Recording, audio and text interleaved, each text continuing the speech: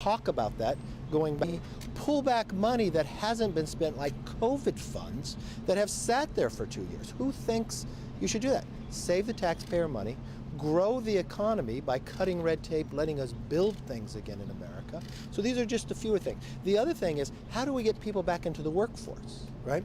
So we're only talking about, in work requirements, able-bodied people who have no dependents. Should we borrow money from China to pay people who are able-bodied with no dependents to sit on a couch? I don't think so, because we have found every study, it takes people off poverty rolls and puts them into jobs. It gives them a sense of worth. They're able to buy a house. They're able to send their kids to college.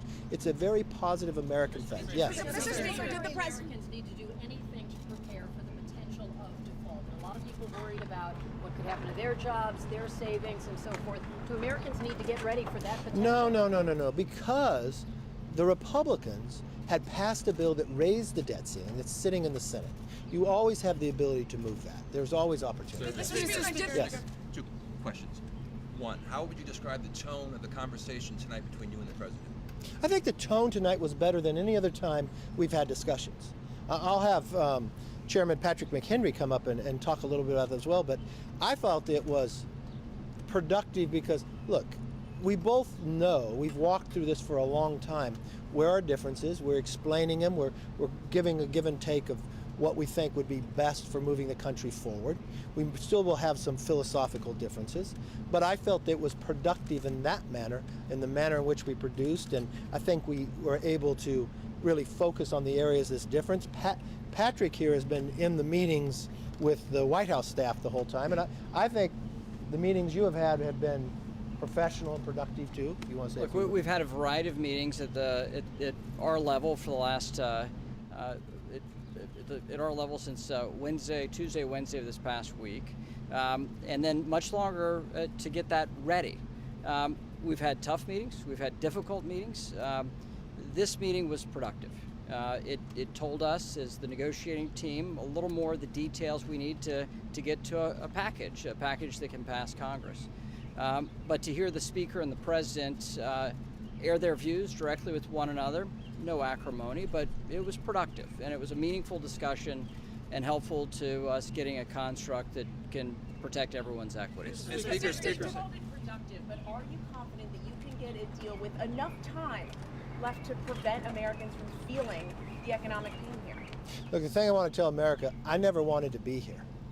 I do not like the idea that you govern by chaos, you govern by a deadline. So all the way back in January, I requested meetings with the president after I won Speaker, only on this issue.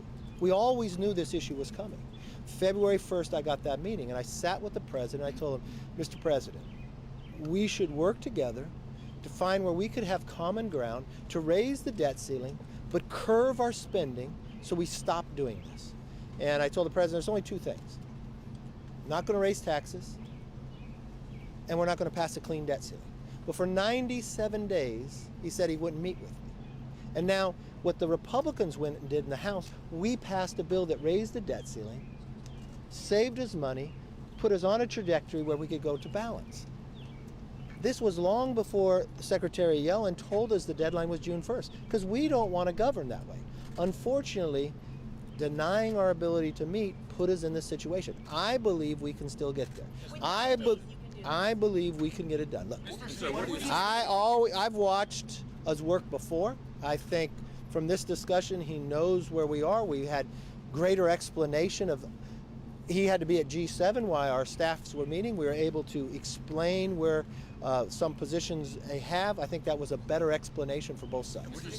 How long should these spending caps last, and would they include defense spending? Well, when you look at spending caps and think about what we passed in Limit, Save, Grow, we don't say each year we have government growing by 1%. That was an idea by Joe Manchin. And so what we look at, when you get elected to Congress, we decide, just like in a household, if you make $100 a week, you decide your priorities where you spend that money. That's what we would do once we get the spending caps or the top line dollar figure of how much we'll spend. Now, since the Democrats went into power, they've increased almost $6 trillion. It brought us inflation, brought us these challenges, but So the president's budget wants to spend more money than we spent at the height of COVID. We shouldn't do that. So it is easy for us to spend it less than we spent last year or this year, but only in Washington is that's difficult, and that's our strict challenge. But are defense cuts on the table? No. Defense, when you're sitting, the president was just at G7 talking about the fear and the challenge of what China's doing. We watched what's happening in Ukraine. We've watched the amount of weaponry we had to provide to Ukraine. We don't want to make America in a threatening position. So no, defense should not be on the table. It's a responsibility. I'm a person who believes in limited government, and it is a responsibility of those to make sure we have the defense of this nation, and that would be a mistake. Did the president agree to make any concessions, Mr. Speaker? Three-day rule, given that this has to pass the House, have to pass the Senate, we're 9 days out. Is that something that you're looking at? Looking to do something? To waive the 3-day No, I'm not rule? going to waive the 3-day rule because we have the 3-day rule for a reason. You lend your voice to your elected officials. You want to make sure they have their voice. If you want to move a bill such as this, and I know in past Congresses under Speaker Pelosi it was different, they would move trillions of dollars in a day and nobody could read the bill. I'm not going to be afraid of what the agreement comes in the end. Because I would sit that bill down and I would give everybody 72 hours so everybody knows what they're voting on. The American public knows. Yes. Is there a drop-dead date where you need to have a deal in order to get it through the House and the Senate? Look, I've always felt, looking back before, we should already be here. And as I told you, I've never wanted to be here. All of my actions from the day I became Speaker was to try to make sure we weren't here. Unfortunately, we went 97 days where people said they wouldn't talk to us. We went more than 100 days, said you couldn't negotiate on this. We're finally at that point. Had we started this in February, we could have been done long before the deadline. Where did you leave it? Are you meeting tomorrow? Or Well, we instructed Chairman McHenry and others and in the White House to come back together based upon our discussions in the room and try to find where we can get to common ground there. Yes. The president was just like 90 minutes ago. He was talking about loopholes and people who make up to $400,000 a year. You're telling me that new revenue is totally off the table? Were you here earlier? So I don't want to repeat myself, but in the 50 years of how much money government has brought in, we normally bring in 17% of GDP. So we're bringing in almost 20%. Only 2 times in the modern history of this country, 1944 and 2000, have we ever brought in this higher percent. And it's more money than ever before. So if I ran my household where I brought in more money than ever before, but I owe more money than I make in my entire year, I don't think it's a revenue problem, it's a spending problem. It's the same thing with government, because for 50 years in government, we normally only spend 21% of GDP. But when the Democrats took over, they raised that up to more than 24%. We've never spent this high, and it's going to 25. So if you don't tackle the problems that have created, you're never going to solve it. So the answer to your question again that asked earlier is no, we're not looking at revenues, and if you think to put some type of taxes would only hurt our economy for one. Secondly, we're already in a challenge where they raise so much inflation based upon their spending. That would be a stupid thing to do. And you really need to tackle the real problem. Look, I've always tried to explain.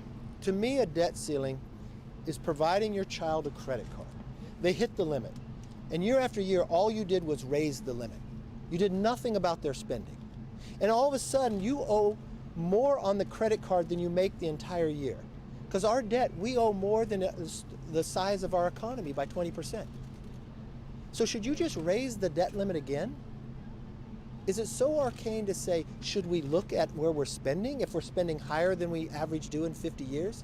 Should it be arcane that we pull money back that we appropriated during COVID but wasn't spent? Is it odd to show that in our history when we have work requirements, we help more people get jobs and that helps Social Security and Medicare because more people are paying in? Is it odd that we say we should be energy independent so you lower the price of energy, which helps lower inflation, that makes us less dependent on China? I don't think we're in a weird place here. It's odd that only in Washington you have to fight so hard to make this a reality, and that's what we're talking about. Mr. Speaker, can you say with confidence that you trust President Biden and the Democrats that they want to make a deal? I think they want to make a deal, but what we've watched time and again and why we're in this problem, every deal they want to make in the past only meant they wanted to make a deal about spending more money. At the time of just spending more money in America in government is wrong. And you as taxpayers should say the same thing. You as taxpayers, it doesn't matter if you're Republican or Democrat. It's coming out of your pocket. Every new child that was born today just got a $94,000 bill, and they're 1 day old. I think that's wrong.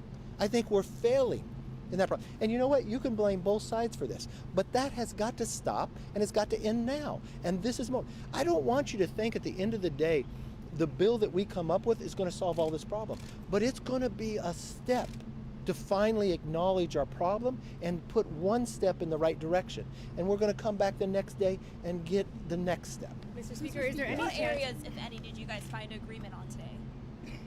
Look, I think we both agree we want to be able to come to an agreement. We both agree on the areas that we know there's disagreement on, but I think it was productive in the professionalism, the honesty with one another, and the desire to try to find common ground. Mr. Speaker, where did you leave work requirements? Are they still on the table? Look, there's nothing agreed to. Everything's being talked about. Mr. Speaker, some House Republicans say they won't accept anything less than the Housebacked bill. Can you assure them of that? Well, look, we passed a Housebacked bill when no one else would talk to us. We know we've got to get something through the Senate. We've got to get the president to sign. So the way the founders designed this government, you got a House, you got a Senate. Normally, if they both pass a bill, you go to conference. Unfortunately, the senators never did anything. Chuck Schumer never put a bill on the floor. And if you were able to do that, we would be in a stronger position. But we're carrying the weight, and we're discussing that. And I think at the end of the day, you're going to have compromise. When are you going to talk to the president again? Well, I believe, and Patrick could come back on this as well, they're going to come back together, work through the night, and see if the president and I, look, we know the deadline. I think the president and I are going to talk every day to try to find until we get this done. Mr. Speaker, is there any chance of a short-term extension? Look, I don't think a short-term extension benefits anybody. We're this where we're at. If it's a short-term extension, I think the country looks at somehow we failed, that we can't do the job we're supposed to do. I think a lot of people on the other side are probably looking back and wishing they didn't deny talking to one another for those 97 days. I know in our own household, that's not what we do. Even though I disagree with somebody, but we know we've got to work together. We know you're the president, you're the Senate, we're the House. We may have different positions, but if we talk together, I think we could find a way to solve this problem. Not talking for 97 days have put us in this problem. I wish that never happened. You've talked about capping spending at fiscal year 22. I believe the latest proposal is for 6 years with 1% spending increases. The White House has talked about capping it at fiscal year 23. Was there any movement on that specifically? Have they moved? Have you guys moved from your position? So the Speaker's been very clear. We need to spend less money next year than we did this year. There's no gamesmanship here. He's said the same thing in the room that he said here. He's been very clear. We have a position. We've passed it out of the House. The president, for days, for weeks, for months, demanded we pass a product. We passed a product. We're here negotiating. He sent his team to Capitol Hill to go negotiate this deal. You want to get into all the details of it, but no details resolved until it's all resolved. Has there been any movement? Are you still talking about Look, 6 years? I will tell you there is a productive conversation by the teams that are in the room, and no one's going to agree to anything until we have a finalized deal. We got very good direction from the Speaker and from the President, the Speaker to his team, the President to his team, in the same room. We're on the same page. We have the same set of issues we've got to work through. It was productive. It was honest. And the teams in the room have built some level of relationship and trust that we can actually get a product that is mutually agreeable to. These are tough issues, though. Make no bones about it. A directive to cut spending year over year is the toughest thing to do in Washington, D.C. But that is the Speaker's directive to his negotiating team. It is our expectation to be able to get that. Sir, one more question, if I may, for you. Yes, okay. What do you simply tell Americans watching this all unfold tonight at home? Their kids and their grandkids, and they see the debt pile growing by the years, trillions and trillions more. What do you tell them who worry their kids and grandkids will ultimately pay the price one day for this? Well, this is fundamentally what this discussion is about. when you have a debt ceiling, you have to take stock of the fiscal house. You have to take stock of spending. When Democrats were in charge of the House with the last president, they negotiated for higher spending. We have a Republican House and a Republican Speaker who've said we have to cut spending because the next generation cannot bear this debt load. That is the fundamental discussion point here that we're trying to resolve, and is very sticky, very difficult, because there's up and there's down, and unfortunately the middle ground here is something that is not acceptable to either party. And the one thing I will say, look, the individuals the president asked to negotiate are the most professional I've ever seen. They're intelligent, they're professional, they're respectful, and I think that has been productive. If we had only been able to be here 97 days ago, we wouldn't be here. We'd all be done. Mr. Speaker, have you both then, in saying that this ultimately will be bipartisan, accepted that you're going to lose votes from the far left and the far right on final passage? Did you ever think at the end of the day that when you get into a negotiation with both sides that only one side is going to carry everything? No. No one thinks that. But I would hope at the end of the day, when you would sit back and look that the Democrats said they would never negotiate, that it'd just be a clean debt ceiling, I think those in America would say, good job. You know what? It's not that. So when you talk to your grandchildren, what are you going to tell them? You know what? There's hope. There's hope because they finally woke up that they got a spending problem. There's hope because there's people who are willing to do something about it, but not just do something about it, but fight for them. So what I want to tell you, the American people, I will not give up on you. This won't solve all the problems, but this is the first step, and I'm going to come back the next day and get the next step. So I would hope that we could get everybody on both sides out to vote for it, to actually put their partisanship aside and think of the grandchildren. Think of that child born today that got a $94,000 bill. How can you sit there and say, oh, I'm going to spend more of their money? Let's stop that. Let's make this economy stronger. Let's take care of the debt that we acquired because we have a responsibility to pay it. And let's stop doing this by the deadline, worrying whether we're going to make it. We'll make better policy. Thank you very much.